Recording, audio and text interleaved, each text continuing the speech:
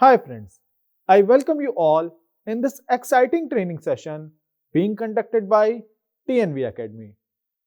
Today, in this session, we will be discussing the second subclause of ISO 45001-2018, that is clause 4.2, which states that an organization as the second step of implementing occupational health and safety standard within its framework should understand and identify the needs and expectations of its interested parties and of its workers.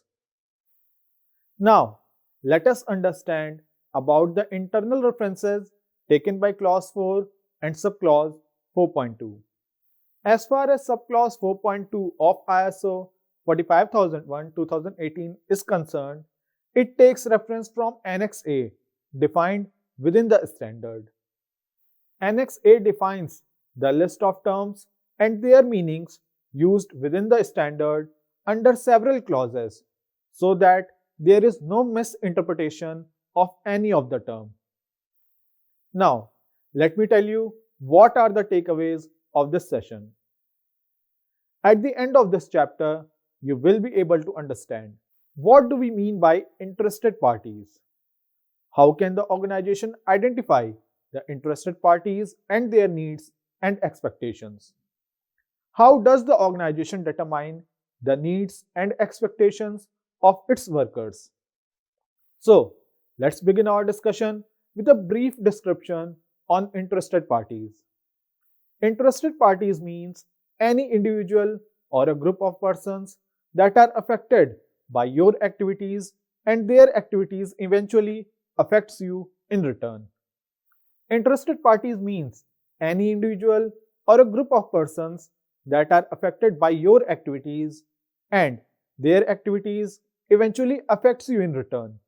By this definition, we can say that both the organization and their interested parties are interrelated to each other.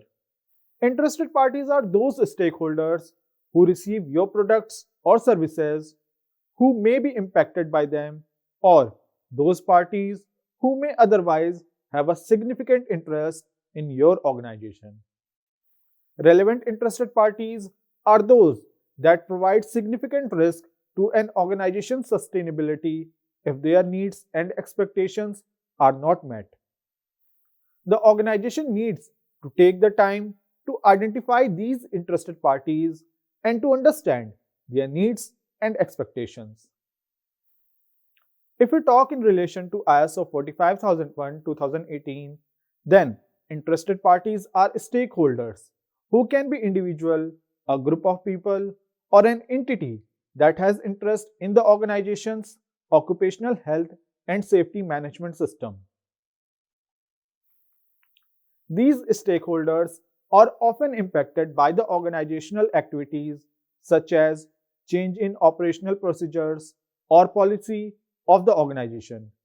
And as a replica, their decision also affects the organization in return. Interested parties are often found both inside and outside the organization and may have specific needs and expectations and requirements for the organization's occupational health and safety management system.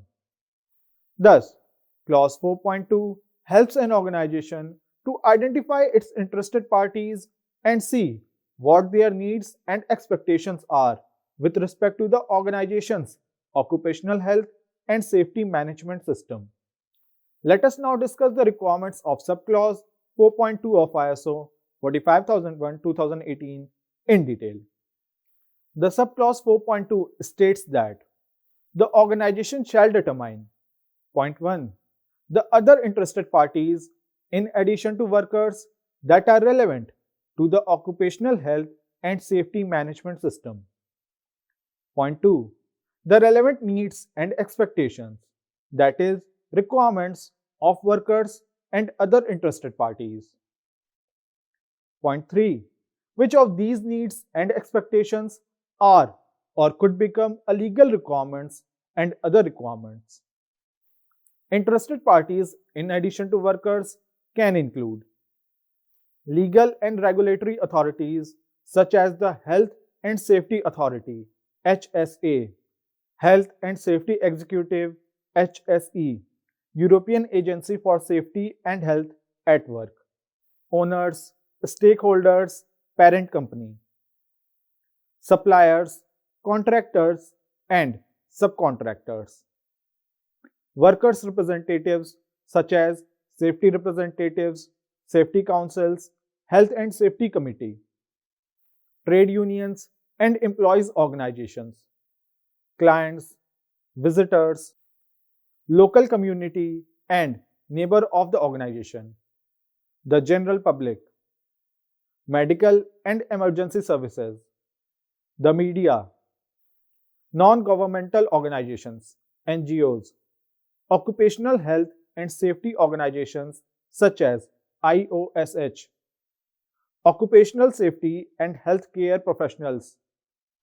Other than these, employees undoubtedly constitute the organization's most significant interested parties, whose needs and expectations must be identified and addressed. The organization should seek out their views on health and safety concerns regarding work activities, products, or services. It should follow up on inquiries, requests, complaints, or suggestions made by employees to learn more about their expectations. It should follow up on inquiries, requests, complaints, or suggestions made by employees to learn more about their expectations. The Health and Safety Committee is an excellent forum for the gathering and evaluation of worker concerns. When you are determining interested parties for your organization, you are only required to consider those that are relevant to your occupational health and safety management system. Once the interested parties identification has been done, organization may like to use the information as an input for developing a smarter occupational health and safety management system, defining what performance targets and results are necessary to deliver to meet the needs and expectations of relevant interested parties.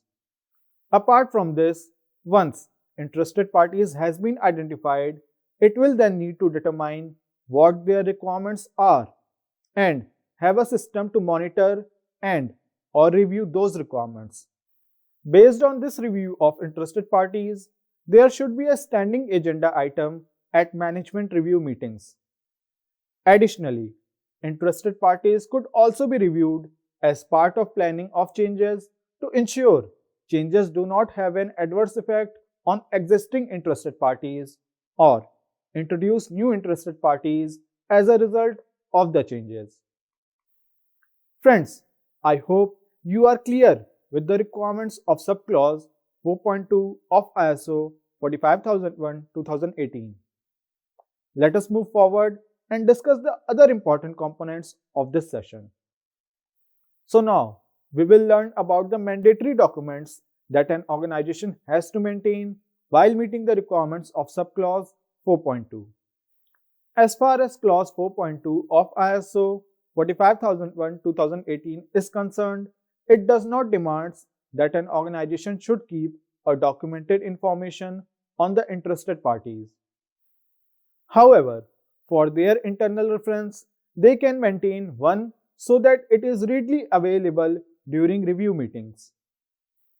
And last but not the least, let us understand the common mistakes which auditors do while performing audit under the subclause 4.2 of ISO 45001-2018.